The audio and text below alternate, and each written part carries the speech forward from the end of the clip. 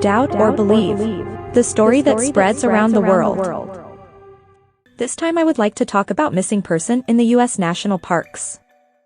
Every year in the United States, about 800,000 to 1 million people go missing for one reason or another. And it is said that children often disappear in national parks in the United States. Many of them are said to have disappeared without being traced at all. Moreover, the majority of missing persons who disappear in national parks are children under 10 years old. Is it possible that a child under the age of 10 would attempt to disappear on his or her own? Moreover, national parks are heavily monitored, and there is no way that a child could disappear in the forest.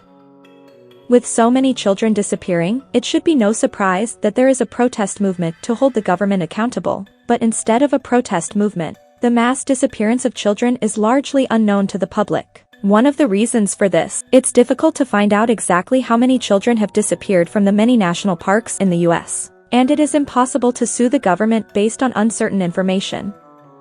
Moreover, if we include cases that have never been reported, the number of victims is likely to be even higher than we imagine.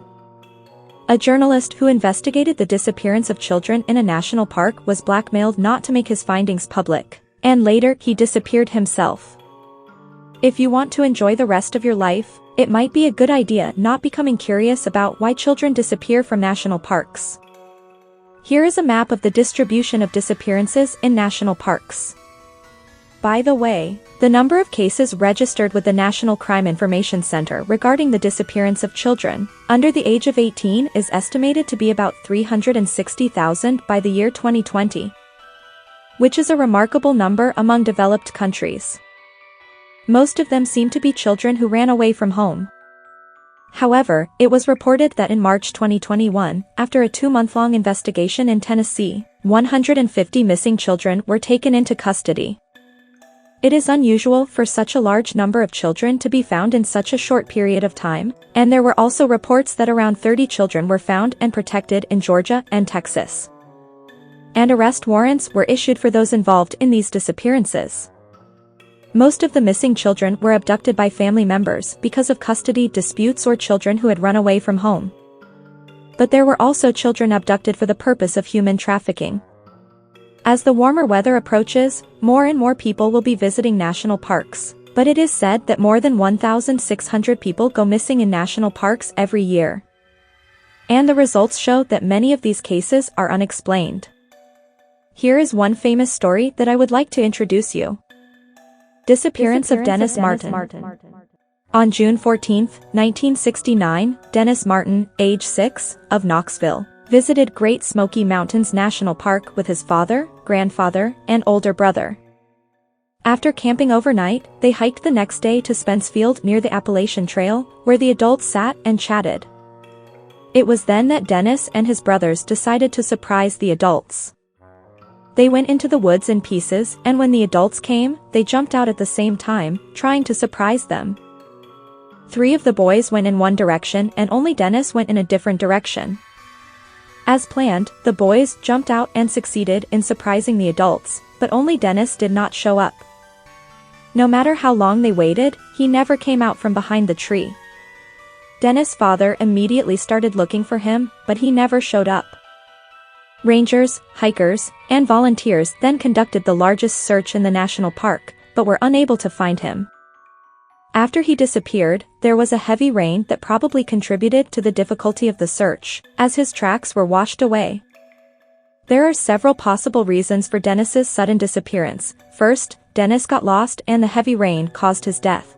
Second, he was attacked by a bear or other wild animal. The third is that he was kidnapped by someone.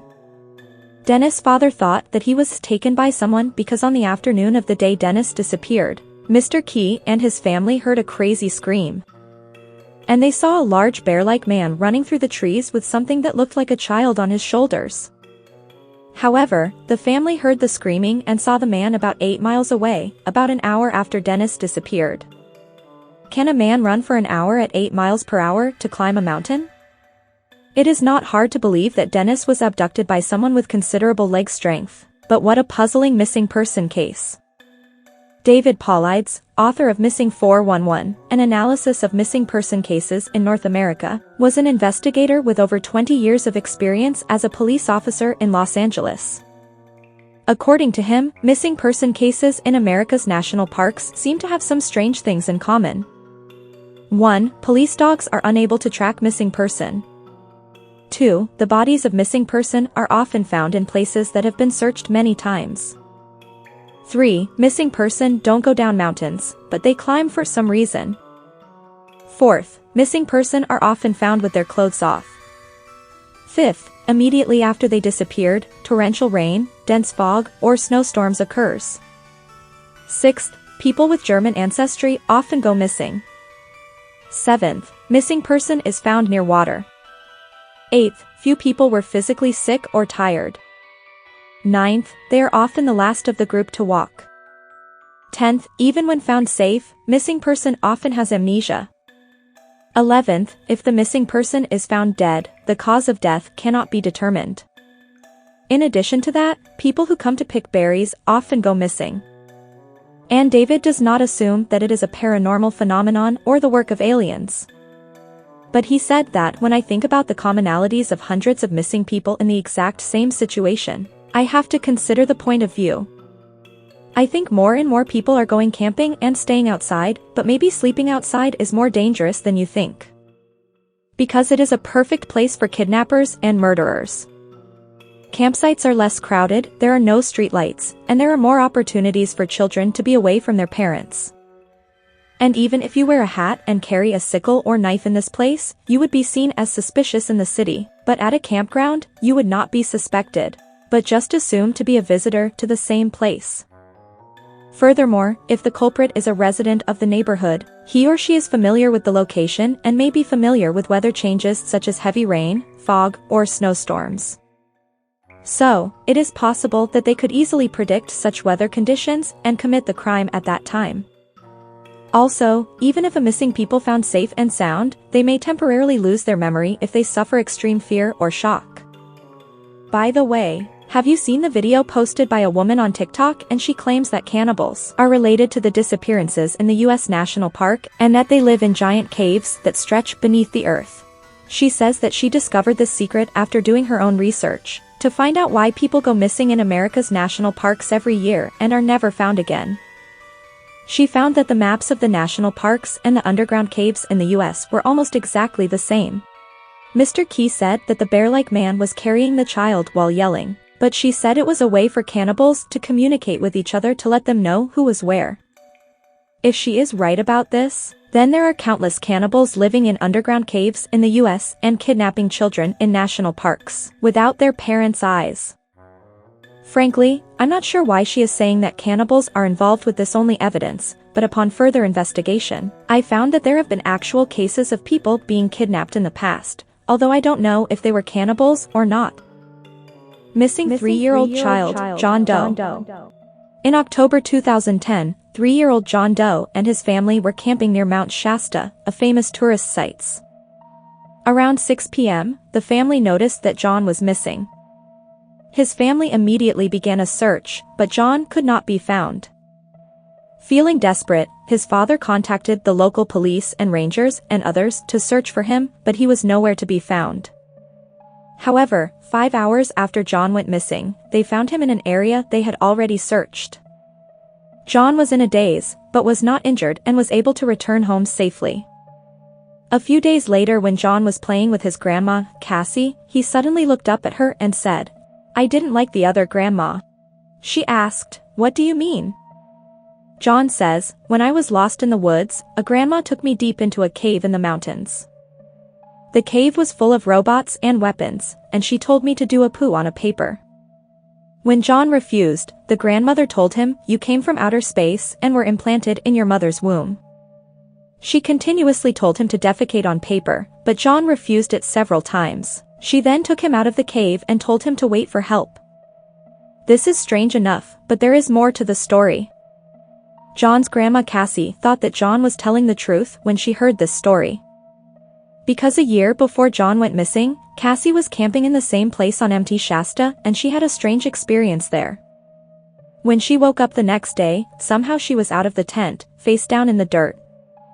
She then felt a severe pain at the base of her neck and her skin was red and inflamed. Cassie said that a few hours after she fell asleep, she suddenly woke up and saw something with red eyes staring at her in the dark in the distance. She was still half asleep and thought the something was probably a herd of deer and went back to sleep. What in the world happened to John and Cassie? Even now, it is still unclear what happened to them. As far as this incident is concerned, all we know is that there was a strange old woman living in the cave, but we still don't know if she was a cannibal or not. So I looked into cannibals and found that there have been cases in the past where they have actually attacked people. The Sawney Bean story. This case was committed by a man named Sawney Bean and his family. Around the beginning of the 15th century, lots of travelers suddenly went missing for about 20 years in Scotland. One day, a couple was attacked by a group of robbers on the edge of town. The husband was the only one who survived, but he said that as they were riding their horse near the sea, a strange-looking person suddenly appeared out of the woods, and in the blink of an eye, the wife was cut down with a knife. Not only that, but the robbers cut up his wife's stomach and began to eat her organs. This incident was immediately told the King of Scotland, and an army of 400 men was immediately formed to capture them. Sometime after the search began, they discovered a mysterious cave along the coast. The cave was filled with a stench even from a distance, and when they entered, they found human legs, arms, and torsos hanging from the ceiling, as well as human flesh preserved in barrels of salt. As soon as they noticed this, suddenly people of different sizes and deformed appearance, as if they were barbarians, jumped on them one after another. However, they were an army in the service of the king. The enemy was no match for them, and they were eventually subdued. At this time, a total of 48 men and women were captured, all of whom were related by blood to a man named Sawney Bean, the father of the family. Sawney Bean was a man who became tired of working and eloped with a woman to live in a cave about 25 years ago. However, they soon ran into food problems and began attacking travelers and robbing their money and goods. They eventually had 14 children together, but they could no longer live on money and goods alone, so they began to eat the travelers they attacked. The 14 children became incestuous, and the family grew and grew until eventually there were 48 cannibals in the family. Most of the 48 were eventually captured and executed, but 2 were actually missed. It is said that there may still be descendants of the cannibals, and the disappearances in national parks may be the work of the descendants of the cannibal family that once terrorized Scotland. Of course, I'm not saying for sure that cannibals are involved in the disappearances, but there may be cases of disappearances caused by these people. And there may be things happening that cannot be explained by science, so be careful about leaving your children alone. What do you think is the truth? If you have any comments, please leave a message. And please like and subscribe my channel, it makes me happy and gives me energy to make the next video. Thank you for watching.